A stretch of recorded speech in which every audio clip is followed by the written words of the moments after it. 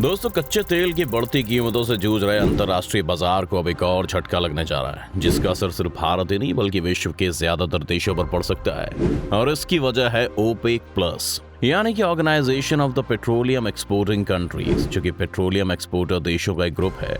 दरअसल इस ग्रुप की मेंबर कंट्रीज ने ऐलान कर दिया है कि हर रोज तेल के उत्पादन में 20 लाख बैरल की कटौती करेंगे। ओपेक के इस फैसले से अमेरिका की बाइडेन सरकार की भी चिंताएं बढ़ गई हैं, क्योंकि अमेरिका में भी तेल के दाम बढ़ते जा रहे हैं और पिछले 1.5-2 सालों से अमेरिका आर्थिक मंदी के इस दौर से गुजर रहा है, जहां पर बड़ी बड़ी कंपनियों के घाटे बहुत आम हो गए हैं। और चूंकि अमेरिका इस मंदी का शिकार है, इसलिए एक तरह से देखें तो पूरी दुनिया ऐसी आर्थिक मंदी और बढ़ते पेट्रोल और डीजल के दामों से तंग आ चुकी है। इस बीच ये फैसला निश्चित रूप से अमेरिका और उसके साथ साथ दुनिया भर को भारी नुकसान पहुंचाने वाला है। अमेरिका ने दुनिया के बड़े तेल निर्यातक सऊदी अरब से तेल उत्पादन बढ़ाने को लेकर कई बार बातचीत की थी। उसके बावजूद ओपेक का यह फैसला कि हर रोज 20 लाख बैरल तेल कम निकालना है, ये अमेरिका सऊदी रिश्तों में खटास ला सकता है, क्योंकि सऊदी अरब ओपेक देशों में काफी प्रभावशाली है। और इस फैसले से साफ हो गया है कि वो फिलहाल राष्ट्रपति बाइडेन की बात मानने को राजी नहीं है। इस उत्पादन के बीच सबसे बड़ा सवाल यह है कि आखिर अमेरिका क्यों उसके सामने घुटने टेक कर रिक्वेस्ट कर रहा है कि कच्चे तेल का उत्पादन ना कम किया जाए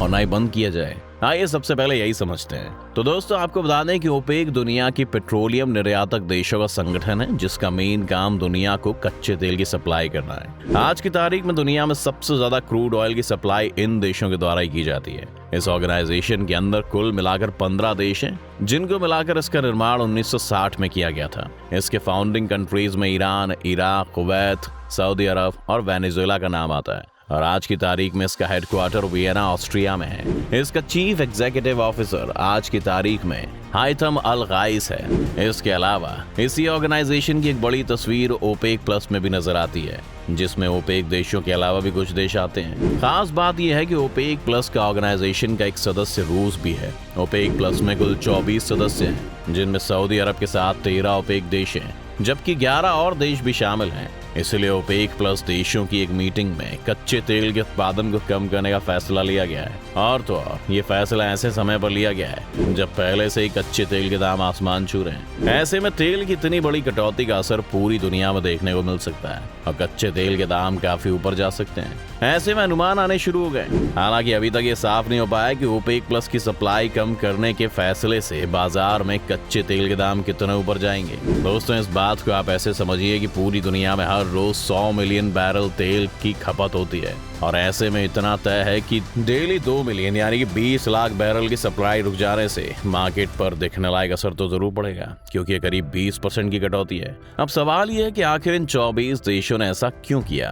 तो आपको बता देंगे, सऊदी अरब के इस कदम को तेल की कीमतें बढ़ाने की कोशिश के तौर पर ही देखा जा रहा है। तेल की कीमतें मार्च से जून महीने के बीच $120 प्रति बैरल पहुंची थी, लेकिन ग्लोबल इकोनॉमी में सुस्ती की चिंता ने कीमतों में आई उछाल को कम करना शुरू कर दिया था, जिससे सितंबर महीने में तो तेल की कीमतें $90 प्रति बैरल पहुंच गई थी। एक्सपर्ट्स का कहना है कि सबको अंदाजा था कि सऊदी अरब कच्चे तेल की कीमत प्रति बैरल $100 या उससे ज्यादा करने की कोशिश में लगा हुआ है, लेकिन तेल उत्पादन में इतनी बड़ी कटौती से हर कोई हैरान है कि सऊदी ऐसा भी कर सकता है। वैसे देखा जाए तो इस तरह तेल उत्पादन घटाना ओपेक प्लस की हालिया नीति के बिल्कुल उलट है। इससे पहले कोरोना महामारी के दौरान मई 2020 में जब तेल की मांग घट गई तो ओपेक प्लस देशों ने तेल के उत्पादन को कम किया था, लेकिन उसके बाद से उत्पादन को धीरे धीरे बढ़ाया जा रहा था। तो ऐसे में घटाने की बात तो समझ में नहीं आ रही है। ऐसे में ओपेक प्लस देशों के तेल कटौती के फैसले को अमेरिका से फटकार भी मिल चुकी है। इसे लेकर व्हाइट हाउस ने कहा है कि फैसला बिल्कुल भी विजनरी नहीं है। ऐसे में ओपेक की इस चाल का दुनिया भर में असर ना हो, इसलिए तेल की कीमतों को कंट्रोल रखने के लिए अमेरिका अपने स्ट्रैटेजिक रिजर्व से 1 करोड़ बैरल तेल निकाल कर बाजार में अगले महीने तक सप्लाई कर देने का फैसला ले चुका है। यानी कि ऐसे में ओपेक की प्रोडक्शन की कमी को कुछ हद तक कमजोर किया जा सकता है। हालांकि ओपेक का फैसला जाहिर तौर पर राष्ट्रपति जो बाइडेन को बिल्कुल पसंद नहीं आएगा, जो कुछ महीने पहले ही सऊदी अरब की यात्रा पर पहुंचे थे। उनकी मेजबानी सऊदी क्राउन प्रिंस मोहम्मद बिन सलमान ने की थी। बाइडेन की सऊदी अरब की यात्रा को उनके झुकने की तरह देखा गया है, क्योंकि वह सऊदी को बिल्कुल भी पसंद नहीं करते थे। और तो और सऊदी क्राउन प्रिंस मोहम्मद बिन सलमान को पत्रकार खशोगी की हत्या के लिए दोषी ठहराते रहे थे, जो कि 2018 में बहुत बड़ा मामला बन गया था। जिसके बाद अमेरिका और सऊदी के रिश्ते भी खराब हुए थे। लेकिन सऊदी यात्रा के दौरान राष्ट्रपति जो बाइडेन ने सऊदी अरब से न सिर्फ कई मामले में बात की थी, बल्कि तेल का प्रोडक्शन बढ़ाने की भी अपील की थी। जो बाइडेन को भी कहीं ना कहीं उम्मीद थी कि सऊदी उनकी बात का पूरा ध्यान रखेगा। लेकिन अब ओपेक के इस फैसले से साफ हो गया है कि सऊदी ने अमेरिकी राष्ट्रपति की बात को पूरी तरह अनसुना कर दिया है, जिसे जो बाइडेन की डिप्लोमेटिक हार भी कहा जा सकता है। जिसके बाद एक्सपर्ट्स ने इस बारे में कहा कि ओपेक के फैसले से साफ हो गया है कि वो ये नतीजा बिल्कुल भी नहीं है जिसकी चाहत के साथ जो बाइडेन सऊदी अरब गए थे।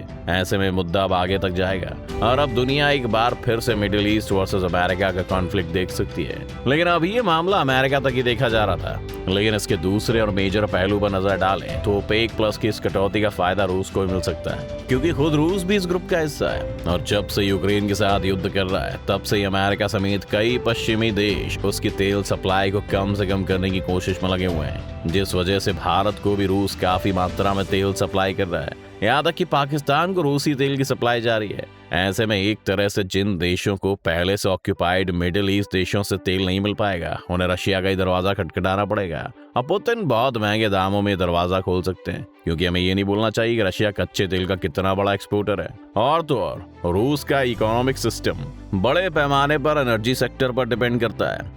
ऐसे में सैंक्शंस के बावजूद अभी तक रूस के तेल उत्पादन में कोई कमी देखने को नहीं मिली है। और तो और रूस बाजार में औरों से कम दामों पर ही तेल पे डील कर रहा है, जिस वजह से कई देशों से तेल खरीद रहे हैं। हालांकि अब ये बात भी काफी दिलचस्प है कि रूस ने इससे पहले तेल का उत्पादन घटाने के लिए नहीं कहा था, लेकिन अभी कुछ दिनों पहले ही रूस ने ओपेक देशों के सामने हर रोज 10 लाख बैरल तेल का प्रोडक्शन कम करने के लिए कहा था। एक्चुअली यूरोपियन यूनियन के सैंक्शंस की वजह से आगे चलकर रूस को अपना तेल उत्पादन घटाना पड़ सकता है, इसलिए रूस ने इससे होने वाले नुकसान की भरपाई तेल के बढ़े हुए दाम से करने की फिराक में है। अब दुनिया की बात हो गई तो हमारे देश यानी कि भारत पर इस फैसले के असर की बात भी कर ही लेते हैं। तो ओपेक के इस फैसले का भारत पर भी काफी असर देखने को मिल सकता है। दरअसल मौजूदा समय में ही भारत में तेल के दाम आसमान छू रहे हैं। ऐसे में अगर इंटरनेशनल लेवल पर तेल की कीमतें बढ़ेंगी तो भारत में तेल के दाम अपने आप ही ऊपर जाएंगे, जिसका इन्फ्लुएंस काफी ज्यादा संख्या में आम लोगों पर पड़ेगा। चिंता वाली बात यह है कि ओपेक ने फैसला ऐसे समय पर किया है जब सर्दियां आने वाली हैं और सर्दियों में सिर्फ भारत में ही तेल की खपत पिछले दिनों के मुकाबले बढ़ जाएगी। दूसरी ओर सऊदी अरब से भारत काफी तेल आयात करता है, इसलिए सऊदी ने तेल के दाम बढ़ाए तो भी भारत पर असर हो गई। ऐसे में अगर रूस ने भी तेल के दाम बढ़ा दिए तो भारत के लिए सैंक्शंस काफी खराब हो सकते हैं, क्योंकि पिछले कुछ महीनों से रूस ही भारत को बड़ी मात्रा में तेल बेच रहा है और भारत उस पर डिपेंड भी होने लगा है। खैर अब तो ये आने वाला वक्त ही बताएगा कि भारत और दुनिया में पेट्रोल और डीजल कितना महंगा होने वाला है। फिलहाल तो इससे दुनिया जरूर परेशान है। आपकी इस मामले में क्या राय दोस्तों, हमें कमेंट करके बता सकते हैं। साथ ही इस वीडियो को लाइक और शेयर करना ना भूलें और चैनल को भी सब्सक्राइब कर लें।